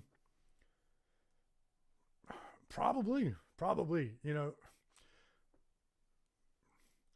One of the examples I can think of is Ozzy. Ozzy's one of the biggest, larger-than-life rock stars. And when the Osbournes, that reality show, came on MTV, it's like, it was cute. It was cute. It was endearing. I love Ozzy, but I don't know if I wanted to see that. Maybe it's good, you know, maybe it's good to break down the larger-than-life, godlike misconceptions that we have about some of the rock stars, but it did that, for better or worse. It broke down that godlike mystique about Ozzy, you know. That whole story about him hanging out with Motley Crue and sniffing a line of ants. Look, we got to see what a toll that lifestyle took on him and that Osbourne's reality show. And the whole like sitcom dad aspect of it, I didn't want to know that. And we get that with social media, right? So you might be right. You get that. It's not just like a seasonal model like during the reality show era. Now it's every day. Every day you can see what Ronnie Radke thinks. And I'm sure Ronnie Radke stands behind most of what he tweets.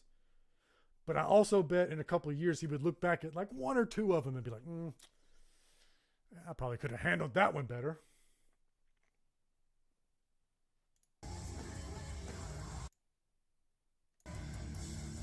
So I don't think this is the show. What if I put Better Lovers' first show?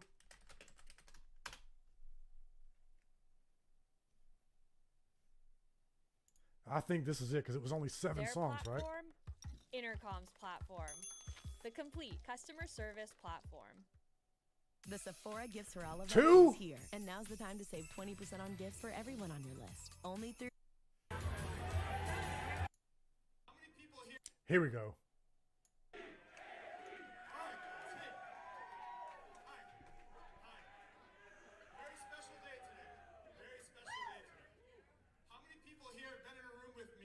Just like this. A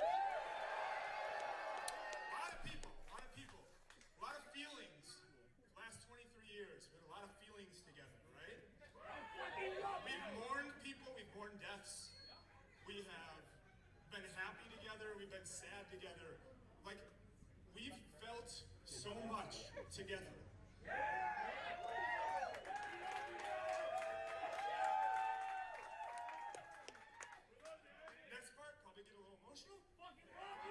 Do it, man. Totally normal, but the last time we were all in the room together, we didn't know we were going to be mourning. And now we have a band that's coming to take that away. We don't need to think about that. That was something in the past. It was rad. We had a great time. We had a fucking great time. Okay? One thing that doesn't happen in that world is a resurrection where a band kicks fucking ass after a band kicked ass. Yep. You don't get second chances. We have the ability to have a new favorite band. We have the ability to follow this band and feel everything again. So please, guys, please be present today and understand that we were watching something very special.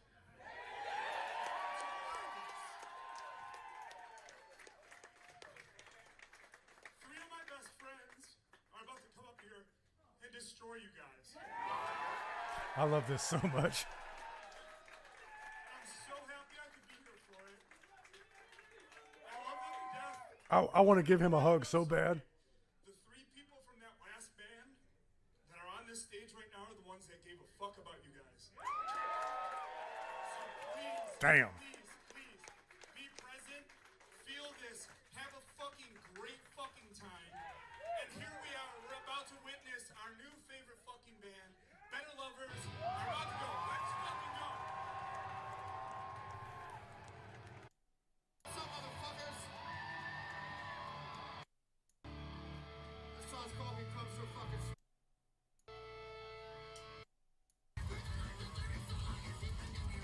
So yeah, that. How could I vote for somebody else, right?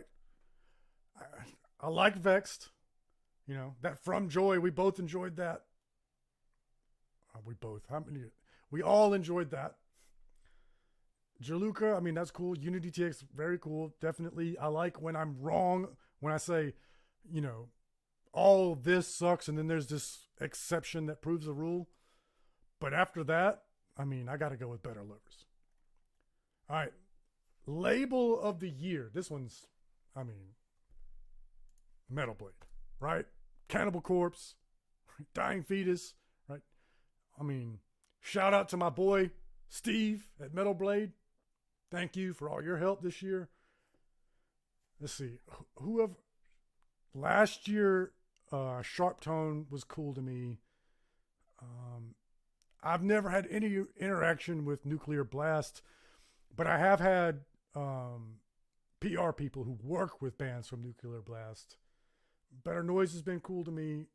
Never had any interaction with Century, Napalm, Sumerian. I mean, I could definitely see somebody voting for Sumerian, but for me personally, Metal Blade's been really cool to me. And Cannibal Corpse. So, you know, we 3 times we get to represent death metal on this Core Kids Award show. All right, Song of the Year. This is, Nick, this is too many. I understand. I do a best new metal album show every weekend. I understand. It's too hard to pick just 5. So Nick was like, I ain't picking. Y'all pick. I'm going to have 47 songs nominated for Song of the Year. Okay. We already talked about how great Wild Harte is. Make Them Suffer is great. I'm still going to go with Wild Harte. Dude, Electric Callboy. Every time they do something cool. I don't know about Song of the Year. They definitely, as far as novelty's concerned, they every time I'm happy to hear them. No. Okay. For me, it's not Song of the Year. But Sleep Token, I mean, has there been a bigger impact? Has any of these other songs had a bigger impact in the metal community, mainstream breakout success? I don't think so. I don't think so. I don't want to be that guy that votes for Sleep Token Just because, because the internet's going to show up for Sleep Token. But they're undeniable. I mean, and I'm biased. That Sleep Token video with 120K, 100,000, 120, 123, however you say it. That hard carried this channel for several weeks. It gave me a big boost, but it's because of how big they are. It ain't because of anything that I did. I mean, I guess I did okay on that video, but they blew up this year. They were popular last year, but early January, Sleep Token just shot to the moon. I feel Sleep Token or Slaughter to Prevail will win because internet, right? And I normally with Nik's audience, I would say Slaughter, but I mean, dude, Sleep Token is so much bigger than Slaughter. All right, King, Avenged or Humanity. So y'all saw my episode about that Avenged Sevenfold record. I loved it. They took a big chance with that. They knew that record was going to piss people off, and they went for it. I appreciate that. Let's revisit this Humanity's Last Breath because it's not as familiar to me.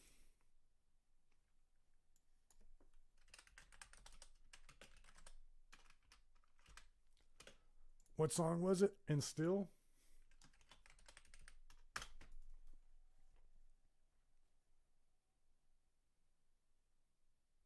Oh, if I watched the guitar playthrough, there's no way I could be non-biased.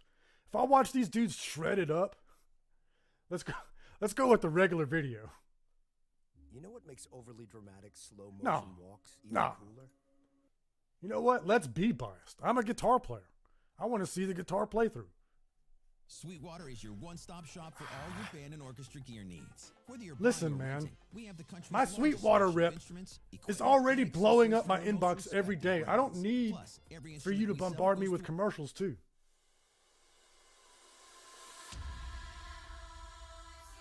He's playing upside down? Or, no, it's not mirrored. That dude's wearing a hat.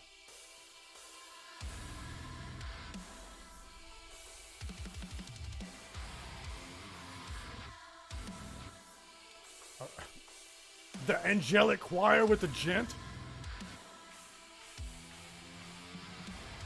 Oh.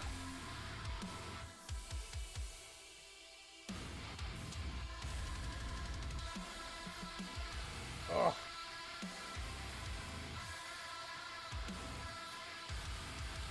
Man, my guy is playing upside down and doing the bow wows on with his pinky.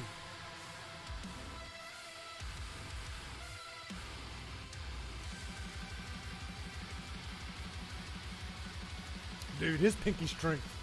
He must have that kung fu grip, you know what I'm saying?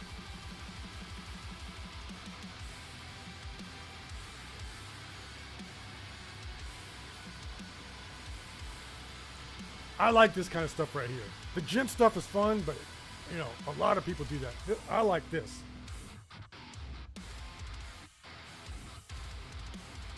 Back to the gym.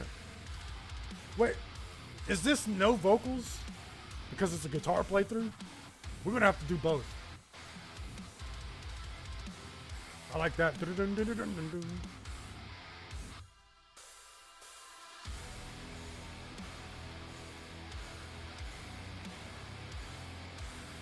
Yeah. Yeah. Oh. Oh, I love this slow ascending riff with the double bass kick.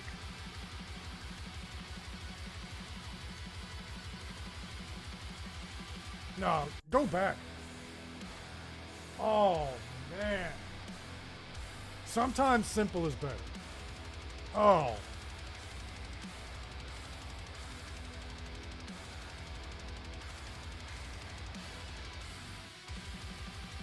Good grief.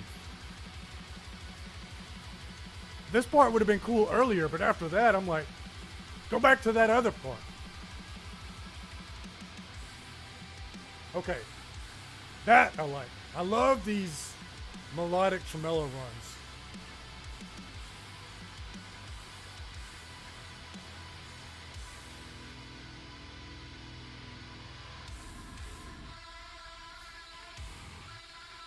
We got any guitar solos in this? It's like the death riff. Yeah. Bro, I'm stealing that. The death riff.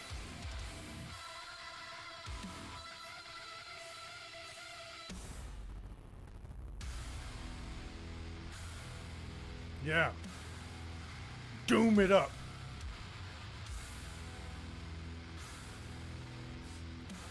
And I don't mean the video game Doom. I mean the genre Doom. Just faster than Funeral Doom.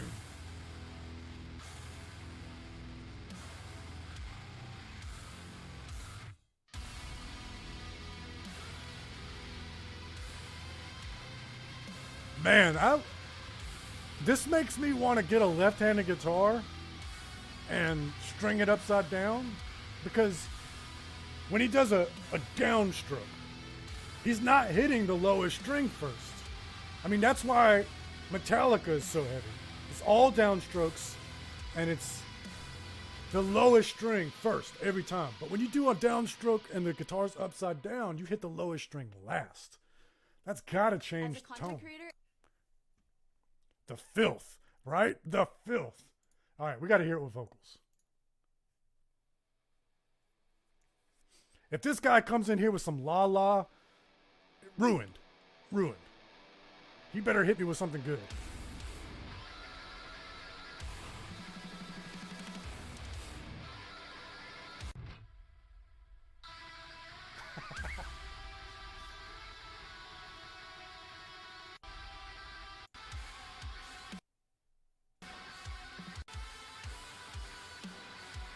Yeah, build up to it, okay.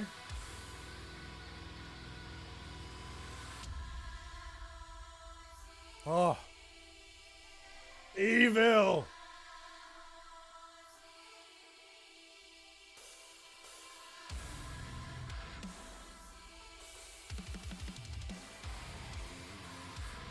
I like that drum fill too.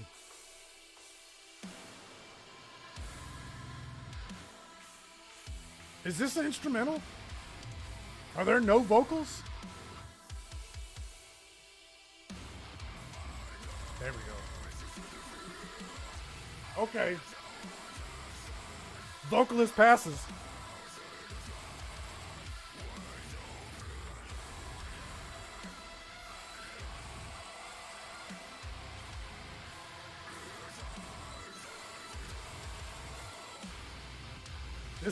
This visualizer is sick too.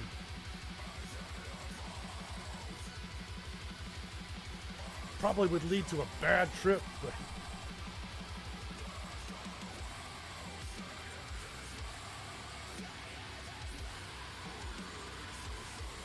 see? This is what I mean. You can be catchy without being pop.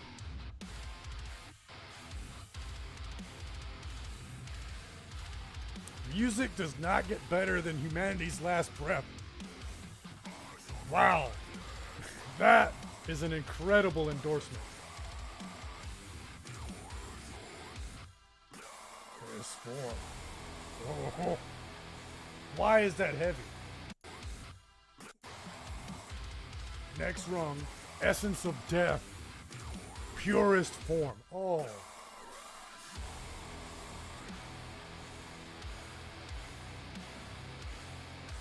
Ooh. There's that ascending riff again. Yeah, don't sing over this. Just...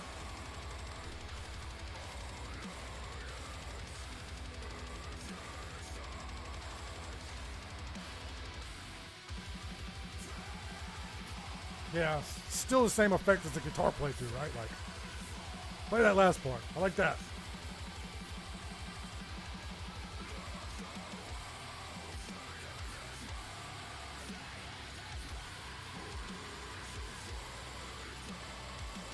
We've been going for 2 hours. Holy shit. I'm going to have to edit this.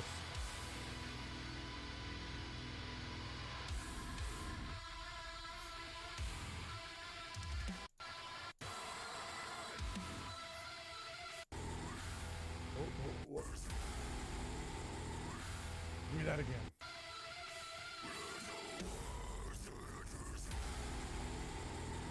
I mean,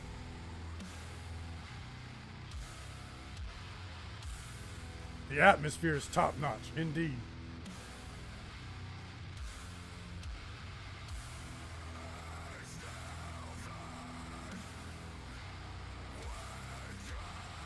Instill them with dread.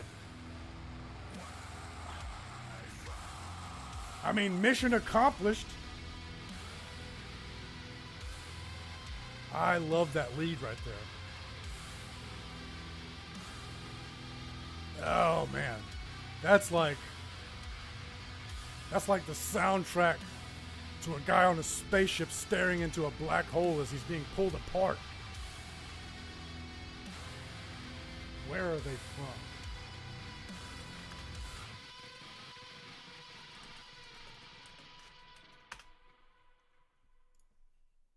Yeah, I mean, wow, okay. Let's see if I can find out where they're from. Sweden. Of course, right? Something that heavy? Of course. All right, listen. In reality, the song of the year, Sleep Token. Nobody made a bigger impact in the scene. However, we got to go with Humanity's Last Breath. Let's give some love to that band because, good grief, that was heavy. That, damn. All right. So far, Nick, I've only, every time I do an episode, top 5 best new metal albums of the week, top 10 best death metal albums of 2023, every time. And I understand. There's always somebody that comments, what about this band? What about that album?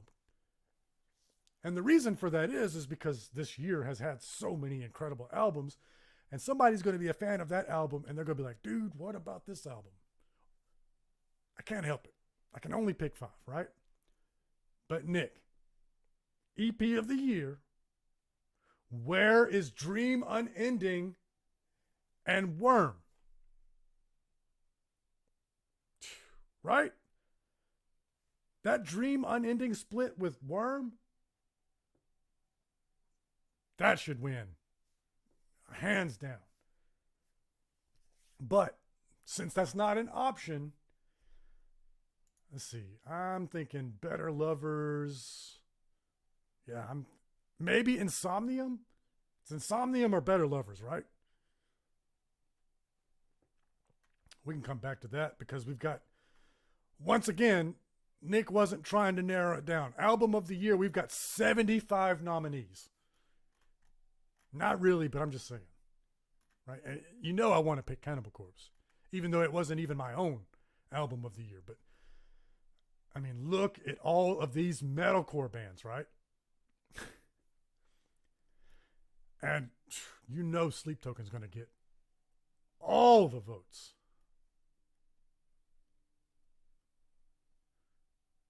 Heaviest album of all time. They beat themselves every album.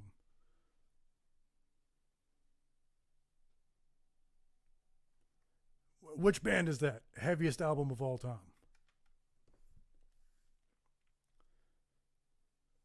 Let's see. I mean, Humanity's Last Breath. We're going to have to do that again. Listen, I got a special place in my heart for Metallica. I can't.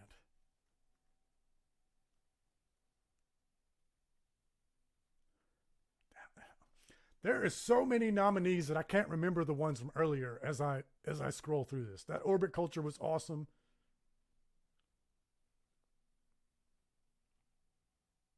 That Mental Cruelty was awesome. Unearth was awesome. Did I see Silosis on here? Yes. Silosis. Awesome. Y'all are calling for Humanity's Last Breath again. Okay. I mean, how could I argue with that? And we're 2 hours in. All right. Sign of the Swarm takes it from me. Is that in here? Amongst the Low and the Empty. I think I reviewed that one for Metal Digest. Cattle Decapitation. I don't think that was on the list, was it? Which is a travesty, Nick. You got Dying Wish, but no Dying Fetus? Come on. Yeah, Orbit Culture's so good. Agreed.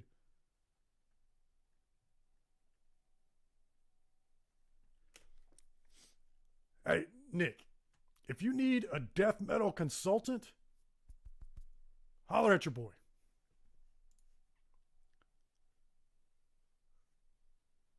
Yes, I did review this one. Call your doorbell camera company and cancel the subscription. This brand new subscription-free mini Wi-Fi camera provides more security features than... So here's the issue with Cattle.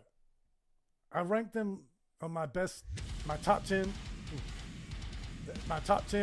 death metal albums of the year. I ranked them lower than Cannibal Corpse. So if I pick Cattle, I'm sort of contradicting myself, right?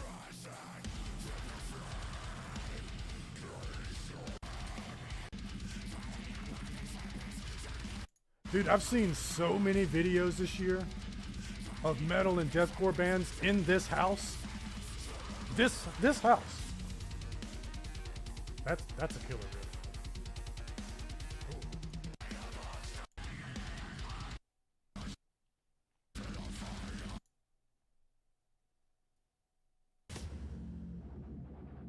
All right, give me some breakdown here.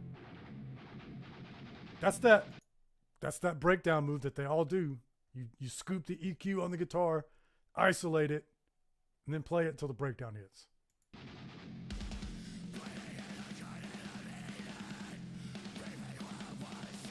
We're gonna get a bleh.